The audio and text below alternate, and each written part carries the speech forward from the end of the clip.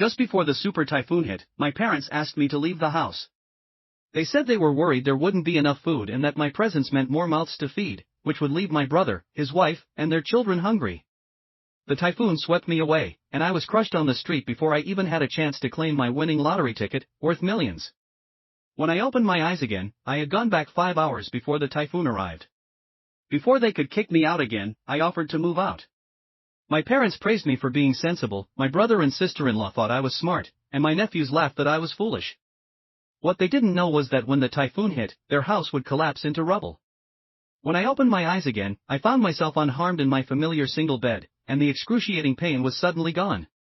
Realizing I had been given a second chance at life, I quickly checked my backpack. Thank goodness, the lottery ticket I had hidden was still there.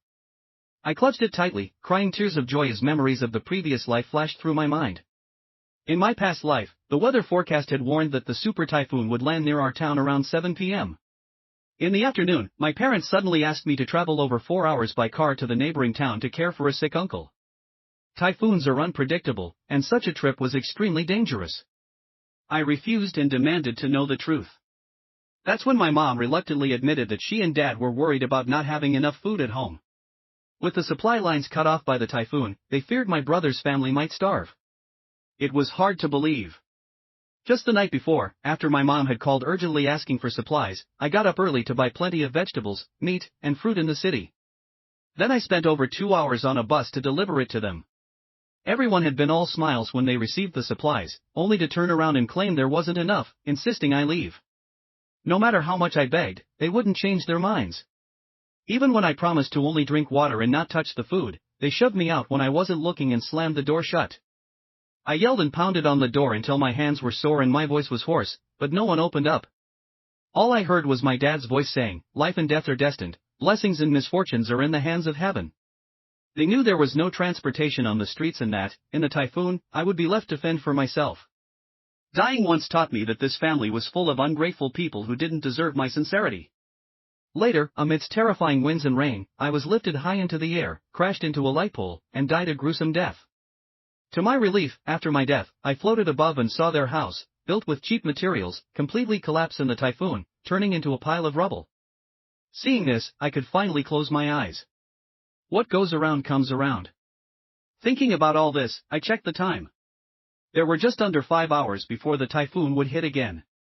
I decided to leave this dangerous house immediately. Even if they didn't kick me out, I wasn't staying for their sake. I packed my lottery ticket, ID, and bank cards, grabbed a few clothes, and headed out. "Hi, Dad, Mom, brother, and everyone else, I'm heading out for a bit." My sudden appearance made the room go silent. Pretending I didn't know they were discussing kicking me out, my mom asked, surprised, "Jane, you're up from your nap so soon? Didn't you stay up late last night? With the typhoon coming tonight, you're heading out now?" I smiled. Didn't Grandma and Grandpa mention they weren't feeling well in the group chat yesterday? Since the typhoon is near, I plan to stay in the neighboring town for a couple of days to take care of them. Hearing this, everyone relaxed. My sister-in-law, who is usually the suspicious type, still asked, "Aren't you worried about encountering the typhoon on the way?" My eldest nephew, Oscar, busy playing his game, muttered without even looking up, "Idiot." As always, no one responded to his foul mouth. I pretended not to care, explaining, "Nah, it's still early. With so many people at home, I'm worried about the shortage of food and water during the typhoon, and you can't buy anything now. I better stay with Grandma and Grandpa, since there are fewer of them. That way, there's more for everyone else." Their expressions softened. Mom even took my hand, smiling, "Jane, you really are considerate." Dad took a drag on his cigarette, nodding, "Well raised, you've shown some sense today." Only my second sister-in-law scoffed, telling her husband, "She's just an outsider. Good she knows her place." I ignored her, turning to my brother, "Hey, can I borrow your van? There won't be any buses now." My sister-in-law's face immediately darkened, so I added quickly, "Oh, I heard Uncle's farm had a great harvest and the pigs are almost ready for market. I just got my bonus, so I'll bring back extra fruit and fresh meat." Hearing this, my sister-in-law's face lit up, and my brother handed me the keys with a grin, "If you need the van, no problem. Just fill it up with meat, don't worry too much about the fruit." Promising to do so, I grabbed the dog carrier as I walked by the stairs. Oscar finally looked up from his game. "Stop. Don't take that dumb dog. Lucas, the second nephew, rushed over and tried pushing me to let go of the dog carrier. He's our dog slave. If you take him, I'll tell Grandpa to beat you. The fourth nephew, usually glued to his phone, also looked up. Yeah, Jane, leave Rich. When the typhoon hits, we can have a dog meat feast. Hearing them, Rich whimpered, scratching his cage. A chill ran down my spine, but I kept my cool, lying, you all didn't want to pay for Rich's shots, and if you eat him, you might catch rabies. Anyway, keeping a dog during the typhoon is extra trouble. Better let me take him to Grandma and Grandpa's to guard the house. This time, even my second sister-in-law agreed with me. Yeah, take that smelly dog. I think Lucas might be getting fleas from him. She held Lucas back and signaled for me to leave quickly with the dog. Oscar tried again to grab the dog, but my mom and sister-in-law held him back. The sister-in-law scolded, that rotten dog, don't you worry about getting sick from him? My mom also complained, Jane, if you take the dog out, don't bring him back, he has too many germs. Amidst all the chaos, I hurried out the door with Rich. As I left, Lucas yelled at me, fool, you'll get blown away along with that dead dog. That brat almost made me blow my top. But then I glanced back at our house, and somehow all the anger just disappeared. I even gave Lucas a meaningful smile. I hope when the typhoon hits, he keeps his mouth as nasty as it is now. Once in the car, I opened the dog crate and petted Rich's head, assuring him, my Rich isn't a sick dog. Rich is the best little pup in the world. Rich seemed to sense we were escaping, his eyes were bright with anticipation. He's really intuitive, probably the only one at home who truly cares about me. In my previous life, when I was outside begging to be let in, Rich was the only one at home barking like crazy, hoping someone would help me. Oscar and Lucas, those little brats, nearly kicked him half to death and even tried to set his fur on fire with a lighter. But Rich didn't care about his burns, he jumped from the second-floor balcony, limped his way to me, and stayed by my side. Sadly, the typhoon was too strong, and he got swept away and died on the street. This time around, I will never abandon him. We drove off in a beat-up van towards the city. I wasn't about to head to the neighboring town to see my grandparents. Besides the trip being long and dangerous, their little house probably couldn't handle the typhoon. My dad always bragged about being the eldest grandson, yet he pushed the responsibility of taking care of them onto me, their least favored granddaughter. It's quite the twisted idea of filial piety. Like our family, I have 4 brothers, but I haven't seen them be of much use. The car quickly reached the outskirts, a couple of hours away. It was stifling hot before the typhoon hit, with no wind, and the sky was a spectacular purplish red. At this point, flights were grounded, and trains stopped running. There wasn't any other way to escape out of town. I didn't go back to the teacher's dorm at school. Instead, I found a 5-star hotel that allows here is the English translation. I played video games. Strangely, even though this terrifying typhoon was imminent, I felt the most at peace I had felt in a long time. After all, living in a family like this was suffocating.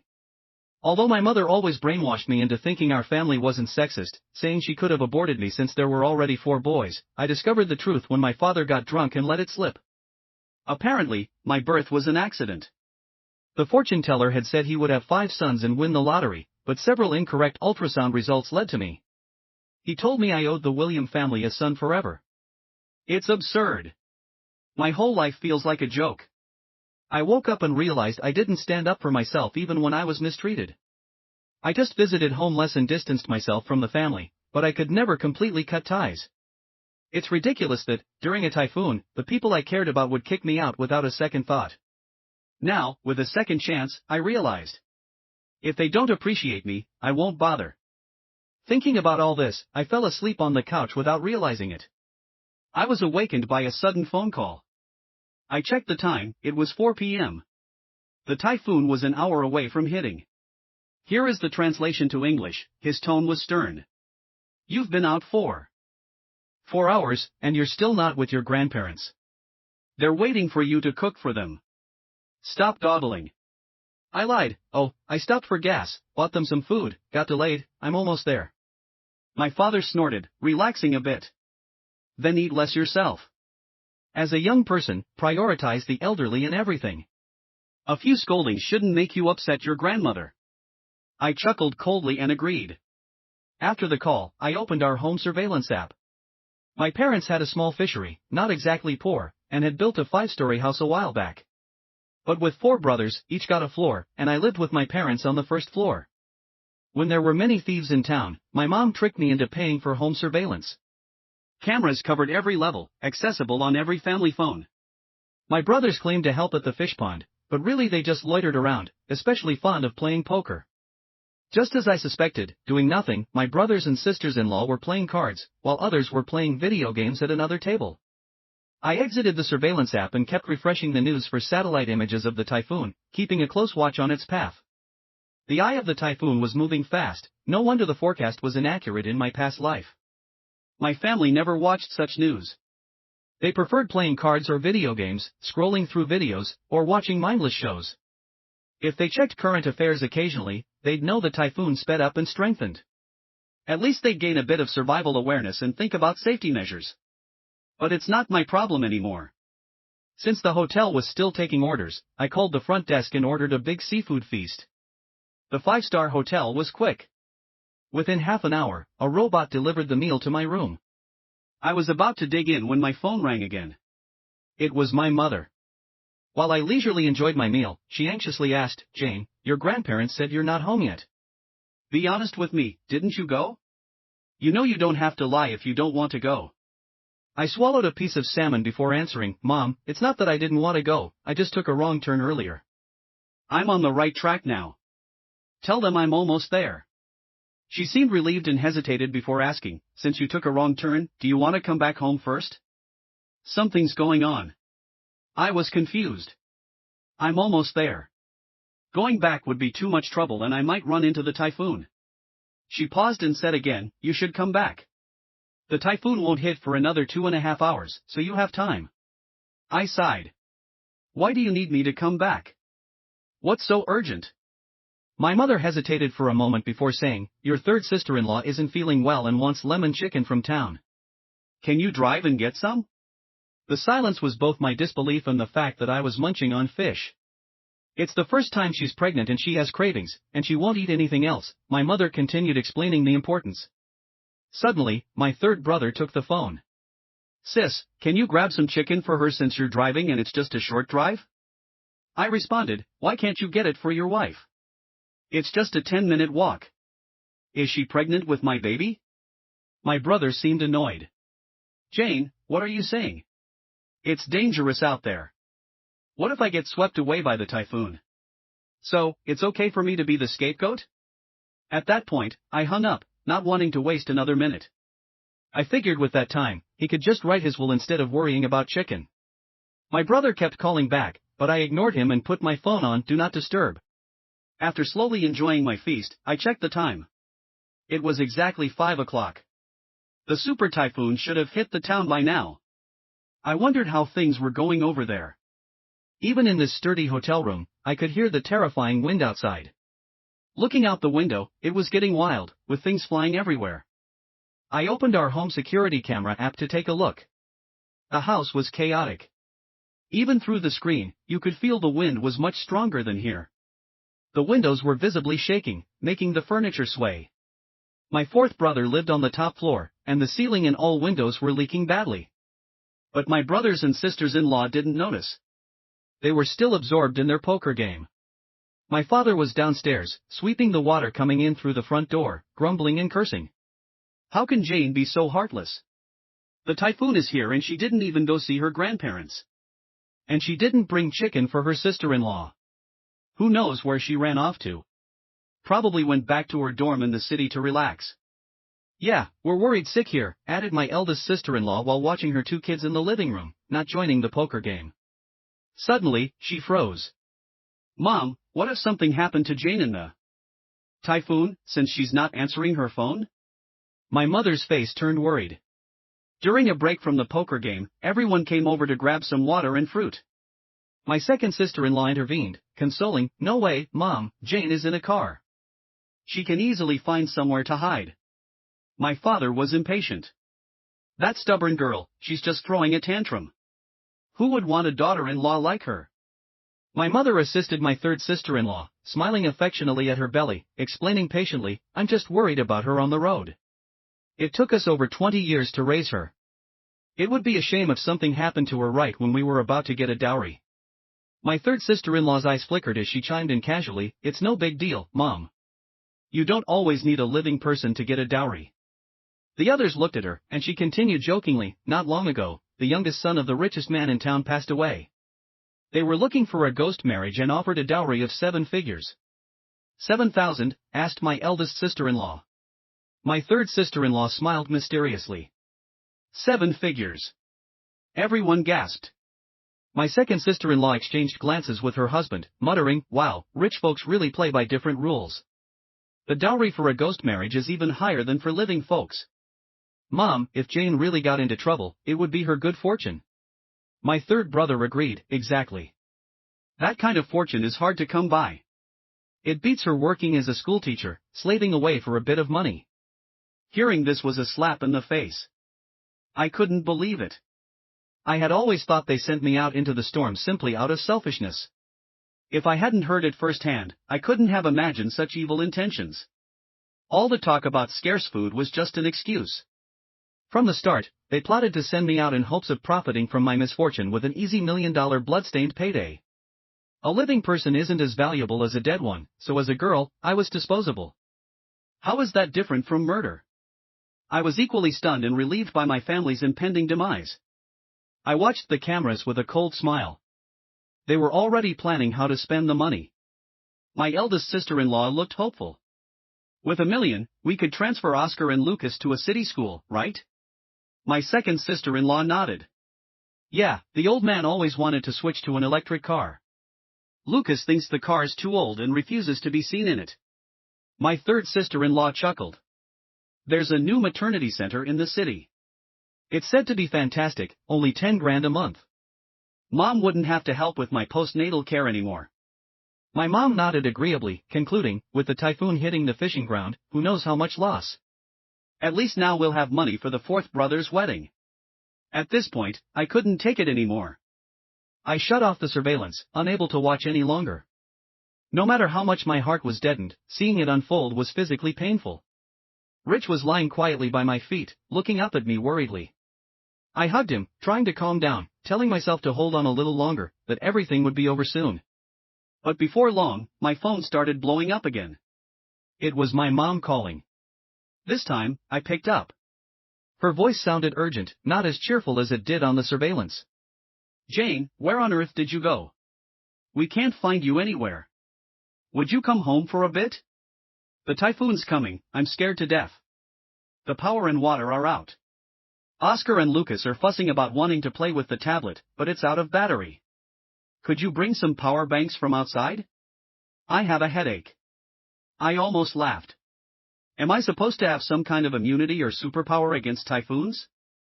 They all want me to deliver stuff in this weather. Riding on the despair I felt earlier, I turned to a crying tone. Mom, I heard third sister-in-law wanted to have chicken, so I started heading back. But I had bad luck and ran into the typhoon. My car can't move now. Someone come rescue me. It's so scary, everything's flying around in the wind. There was a pause on the other end. You really started heading back? There's quite a storm here. Is your car okay? For now, I'm at a shelter, but I can't hold on for long, you need to come save me. I've got several power banks. I cried desperately for help, like I was really caught in a storm. Second sister-in-law calmly picked up the phone. Jane, don't panic. Send your location to my phone, we'll figure out a way to pick you up. Okay, I randomly found a highway location and sent it over. Meanwhile, I heard someone in the background whispering, with a location, it'll be easier to handle later, otherwise, we'll have to search everywhere. How hilarious. I could feel the storm's intensity over the phone. They don't seem to care where their bodies would end up floating, but were worried about retrieving mine.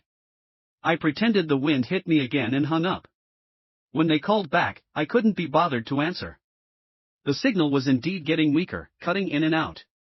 When they couldn't reach me by phone, they moved to harass me in the family group chat. My mom was sending a lot of 60-second voice messages, popping up every now and then, Jane. The windows are shaking and the water's rising. Come back and help clean up the water. Jane. Several windows are shattered and furniture is flying out, it's terrifying. Drive back home and rescue some stuff. Our house is practically turned into a shell, hurry back and help your mom. Jane.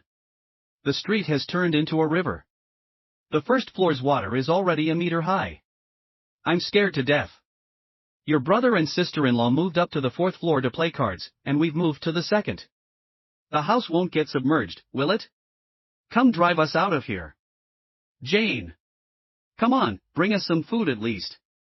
Oscar and Lucas are hungry and want snacks, but they're all on the first floor and no one's daring to go down there. Other relatives seeing my mom's messages were shocked and left comments. Jane went out during a typhoon? Oh my god, what's wrong with the grown-ups? Letting a child run out during a typhoon? Jane's out of her mind. I quietly replied, no worries, aunties, uncles, and cousins. Dad said he was worried about Grandma and Grandpa being alone. I was driving to take care of them. Nonsense. You're sending Jane to her death. In this weather? Is your dad out of his mind? Why aren't your brothers taking care of the grandparents? Maybe the criticism was too much. My parents cracked and explained, Jane's a good kid, she knows I'm not well and volunteered to care for Grandma and Grandpa. Besides, when she left, the typhoon was 7 hours away. How could we know it would hit early? Yes, and I told her to come back quickly, but she wouldn't. She's taking shelter somewhere safer. Our house is suffering more than she is. The relatives couldn't say much more and offered some comforting. As long as Jane's safe, that's the most important thing. So scary. Auntie, don't worry, except for the top and bottom floors, at least the second and third floors are safe. Just stay put and don't wander around. The sisters-in-law not playing cards also chimed in for my parents. You all don't understand, little Jane wasn't answering her phone or messages earlier, we were scared to death. Our parents were also worried about our elders, and Jane insisted on taking care of them. We have lots of elderly and kids, the men need to stay and hold things down at home. Heh, the men just wanted to stay and play cards, huh? It'd be too easy if they just died like that. To keep stringing them along, I sent another message, don't worry, family. I found a way to avoid the typhoon and will be back home with supplies soon. Once that message was sent, the group went silent for a while. I guess they weren't happy that I hadn't perished and actually found a way back. Second sister-in-law awkwardly texted, as long as you're okay. Through the screen, I could feel her disappointment. I laughed so hard my stomach hurt. It was quiet for a good while before my phone buzzed again. It was still my mom's endless voice messages, each more urgent than the last, but she dared not post in the group, only bombarding me with private messages. But now, her fear was no longer an act, nearly crying and shouting, Jane. Forget the food. Come back and get us. The first floor is completely flooded, and the roofs are about to be blown off. The house is leaking everywhere, there's almost nowhere to stay. Jane, what do we do? Your fourth brother's arm was smashed by a falling fan. We need to get to the hospital, but we're too scared to go out. Come get him to the hospital, we can't just let him be crippled. I thought sarcastically, what's stopping you? When I was swept away by the typhoon before, did he do anything back then? I ignored her. Even without seeing it firsthand, my room's windows were shaking constantly. It wasn't hard to imagine how bad the situation was there. Jane! Are you coming to get us or not? A fine way to raise an ungrateful child. Are you just gonna leave your family to die while you're safe? My dad finally couldn't help but jump into the chaos. Disappointed? Well, I intend to make them even more desperate. I casually sent a location near my home and replied, on my way, almost there. My mom replied instantly, okay, Jane, just get here soon. The roof of the top floor has flown off. A bunch of branches flew inside. Lucas got hurt. Hurry back so we can take him to the hospital. Meanwhile, I nonchalantly ate a kiwi. I could hear Lucas crying loudly in the background through her voice message. Then, my sister-in-law's unexpected shout came through, Mom. The balcony's down too. My mom's voice message abruptly stopped. I glanced at the time.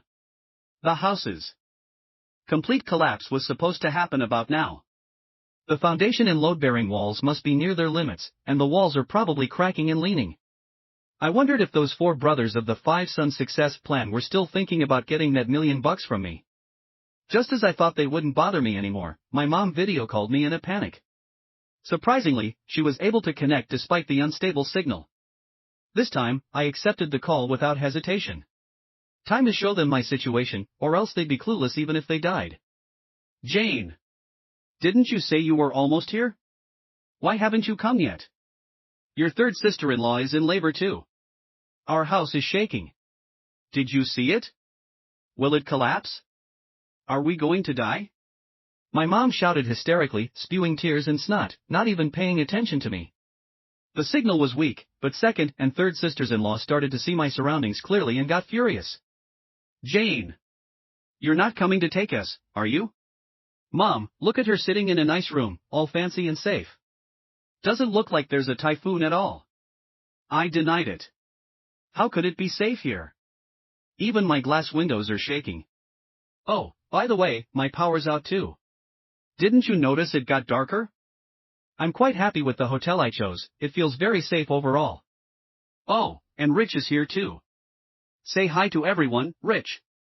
I picked up Rich and looked at the camera. Jane! How can you still laugh? Are you even human? You're treating a dead dog better than us. Isn't your heart cold? My dad yelled, his voice breaking. Who else should I treat well if not Rich? You all know, in this family, who has treated me with the most sincerity. When you kicked me out during the typhoon, did you even consider your humanity?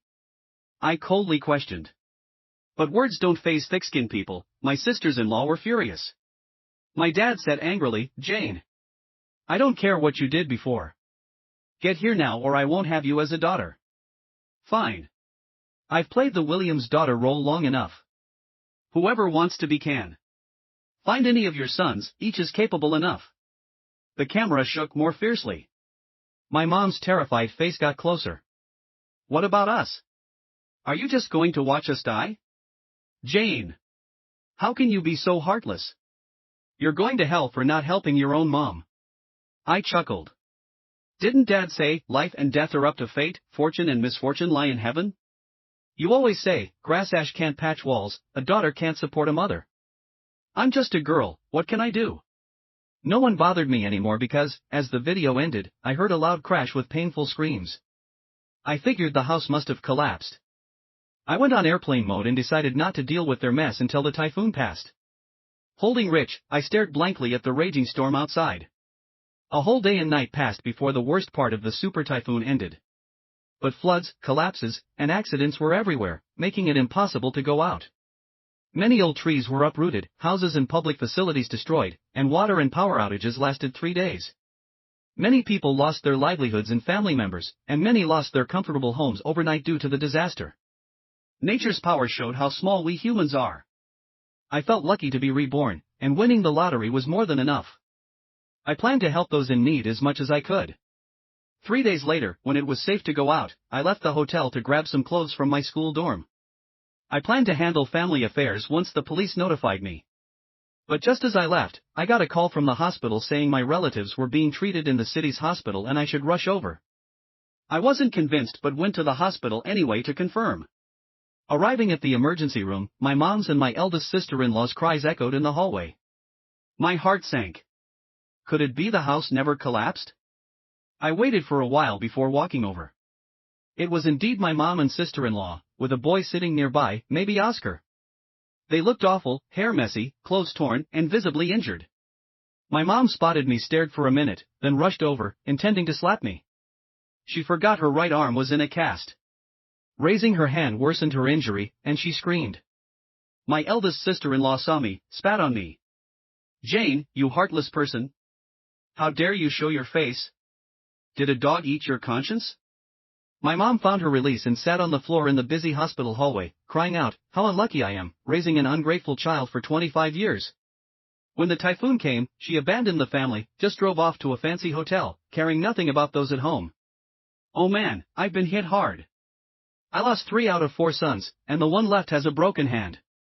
My daughter-in-law and my chubby grandkid are gone too, and another daughter-in-law, who was pregnant, miscarried at 5 months. Oh, also, their grandmother got swept away by the flood.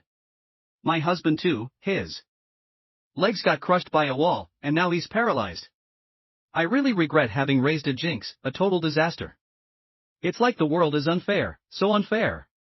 Why wasn't it you that died? People passing by stopped, shocked by what they heard. The first sentence was bad enough, but there were still so many more, and each one was about losing someone. It's probably one of the saddest stories in the whole disaster area. Folks looked at her with sympathy, and a few of the women tried to help her up. But when they looked at me, their eyes were mostly filled with disdain, even disgust. After what she said, I got a pretty good idea. Looks like my parents, sisters-in-law, brother, and even Oscar survived, but they're all hurt pretty bad. I watched her with no expression as she cried out each of my alleged sins. The doctors wanted to tell her not to yell outside the emergency room, but seeing how upset she was, they just tried to gently calm her down. At that moment, I felt like the worst person in the world, like I'd taken out my whole family or something. I didn't hold back, and loudly questioned, "Can I ask everyone, does the typhoon listen to me? Did my house collapse and kill my family because I asked the typhoon to do it? My mom keeps saying it's my fault they died, but is it because I died? You guys planned to kick me out before the typhoon, right? You said you were afraid there wouldn't be enough food and drink during the storm and didn't want to take care of me, right? I didn't want to make things hard for you, so I left on my own. After I left, all I wanted was to find someplace safe to stay alive. What did I do wrong?" People around started questioning her accusations. I mean, come on, how could a young girl like me cause so much destruction? My sister-in-law angrily pointed at me. "So you admit you were lying to us the whole time? You were safe from the start, right? You tricked us into driving back to get us. If you hadn't lied, we would have already." I interrupted her, "Would have escaped? You knew how bad the typhoon was, there's no way you could drive. Yet you kept asking me to send food and power banks, to take others to the hospital. What was your real intention? And can you honestly say you weren't hoping for me not to come back?" She was at a loss for words, just mumbling. People around started murmuring, "You can't blame a natural disaster on a single person. In bad weather, everyone just wants to survive, right? Asking a single girl to save an entire family is too much. It doesn't work that way. Blame it on bad luck." Just then, the emergency room doors opened, and a doctor came out with a grim look. "I'm sorry, we couldn't save the patient's legs, they had to be amputated." Another doctor followed, "I'm sorry, we couldn't save the patient's arm either, it had to be amputated. It's been 2 or 3 days already, so keeping the limbs was unlikely." Then my mom heard this news and fainted. The doctors rushed to help her. My sister-in-law came over, angrily told me to scram. Not bothered, I turned to leave. Then the nurse, unaware of what just happened, asked for the hospital fees. My sister-in-law was furious. "Don't you have any decency? When our family suffered so much, and you're asking for money? The typhoon wrecked our house, where are we supposed to find the cash? Ask her." She pointed at me, just as the elevator doors closed. By the time she realized and ran to catch me, I was already in the parking lot. "They'll have to figure out the money themselves. I've advised them so many times to get medical insurance, but they wouldn't listen. Instead, they preferred gambling, hoping to strike it rich. I decided to cut ties with them, blocked everyone. I went to the store, bought a few inconspicuous outfits, and discreetly cashed in my lottery ticket once the office reopened.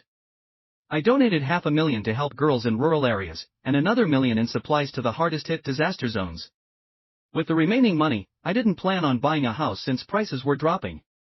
Instead, I'm looking into studying abroad in a major I genuinely like. I may not come back, I'll eventually find a place with a good climate and settle there.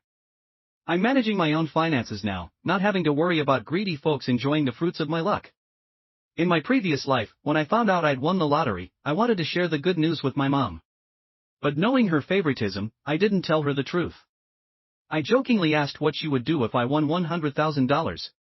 She seriously said it should be split 5 ways, with my mom and dad getting a share, and one for each brother's family.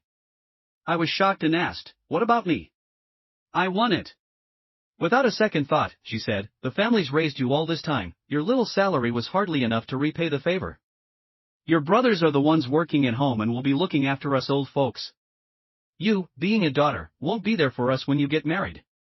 So before that happens, you should do more for the family." Her words left me speechless. That attitude convinced me not to tell her about the win. A couple of days later, my mom and sister-in-law couldn't pay the medical bills and came to my school for money. But I'd already resigned after claiming my prize. Working locally after graduation was their choice, not mine, it had nothing to do with my interests or dreams. Not finding me, they resorted to basics, calling the police. When the cops showed up, I was renting a nice furnished apartment, studying. My mom brought my sister-in-law. Oscar, my brother helped my grandpa, and my other sister-in-law brought someone recording on a phone. The whole family showed up perfectly at my place. When I opened the door, they seemed more shocked than I was. Seeing the fancy apartment, they were stunned, their eyes shining with greed. Even though my dad's in a wheelchair, he's still got that strong-willed dad flavor.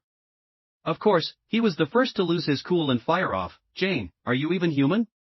When disaster hit, you ran off to have a good time, and now the family's all broken, some dead, some crippled. We can't even afford medical bills, and you just ditch your family to live it up. You're worse than an animal. My mom chimed in angrily, stop the nonsense. People like her have no conscience. Give the hospital the 20 grand for medical bills. Then, go meet that widower in town.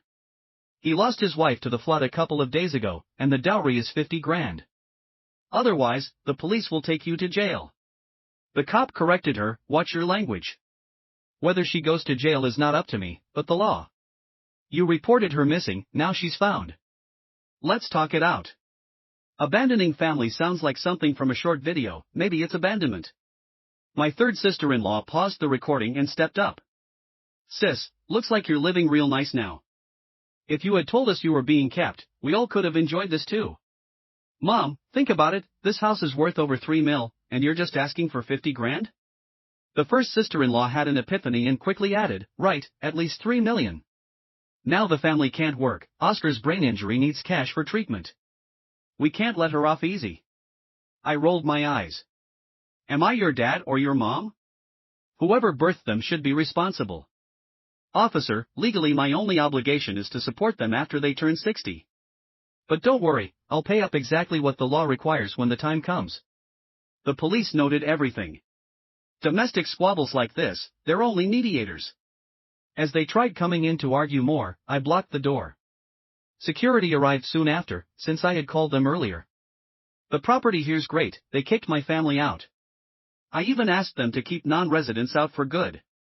As they left, they cursed my entire family. I bet they've truly lost their marbles, you'd need some sanity to curse your own family. But I underestimated how low they'd go. They started a live stream to make money, portraying me as the ungrateful daughter. Given the severe typhoon disaster, their sob story easily won public sympathy.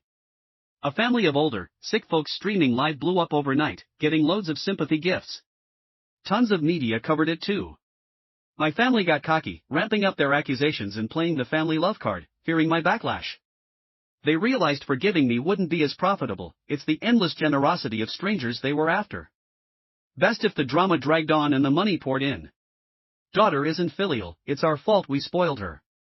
We're this way now, so her leaving is understandable. Family hit by nature and man's cruelty, but if she returns, we'll forgive her. Sis, as a woman too, I say it's good to have a family behind you. Visit us if you can.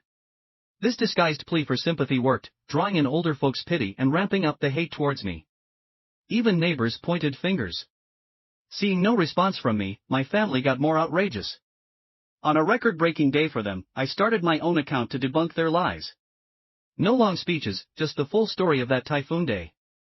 The kicker was the surveillance footage from my phone, showing my family planning to kick me out to marry me off even in the storm. Boom, public opinion flipped. Everybody was stunned by their moral low. Comments multiplied, demanding the return of gifts. My family resisted, but the video was undeniable. Before they could figure something out, the platform shut them down, returning any unwithdrawn gifts. They had to refund the spent ones too. With nowhere to go, they retreated to my grandpa's old house in the country, facing local scorn. My dad and grandfather, used to being big men, struggled with the shame, venting on my mom and sisters-in-law. The first sister-in-law managed okay with Oscar. The third sister-in-law, however, got blamed for bringing up the marriage plot and leaving evidence. Frustrated, she tried to sneak away one night but got into an accident and died on the spot. My parents didn't hesitate this time, marrying her off posthumously for the dowry. When her family found out, they trashed my grandpa's place, and he had a heart attack and died. None of this affected my studies or job applications. With good security at the residence, I remained undisturbed. There was just one hiccup. My aunt was out walking the dog when my brother stole Rich, my dog, and called, demanding 3 million or else. He knew how important Rich was to me, even more than my own relatives. But I'm no fool, I called the police. Since the ransom was so high, he got locked up. In the end, I got into my dream school. With lottery winnings, I can finish my studies and settle somewhere nice. So my mom, even though she fortunately escaped from the collapsed house, has lived a visibly exhausting life. She had to take care of my dad, who was paralyzed from the waist down, look after her awkwardly dull grandson, and then later her fourth son, who was released from prison. I don't know if she ever regrets it. After all, she chose her path. The ones she cares for are the men she cherishes most. One day, my donation was reported in the news. Even though my face was blurred, my mom recognized me right away. She somehow got my phone number from a friend. My parents called, crying, questioning why I didn't help the family after winning such a big lottery. My mom asked me to come home when I had the chance, saying she'd treat everyone fairly now and wouldn't play favorites anymore. I simply asked her, which home? The one where all I got was a storage room in that 5-story house? She was silent after that. Later, I went studying abroad with Rich. Oh, I renamed him Lucky. And I gave myself a new name too, Fly. I'm not in debt to anyone anymore. I'm going to soar freely and ride the winds.